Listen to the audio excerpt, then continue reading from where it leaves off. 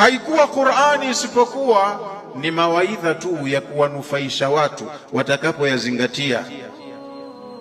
Na majini, viumbe waliopewa akili, wala taalamunna nabaahu ba'da hin. Kama leo hapa mko hai hamjaielewa, wallahi mtakuja kuielewa habari yake Qur'ani baada ya muda sio mrefu.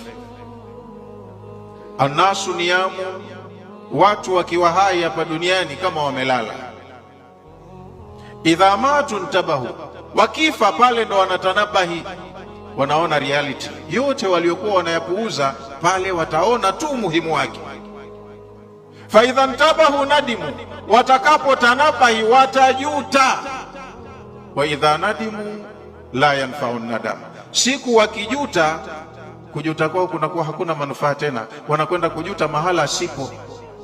Kama kujuta mtu ajute sasa hivi, nimepoteza muda wangu mrefu sijasoma, sasa nijipinde angalau nipate chochote, hiyo itasaidia. Lakini unajuta ushavishwa sanda, ushayaona ya akhera,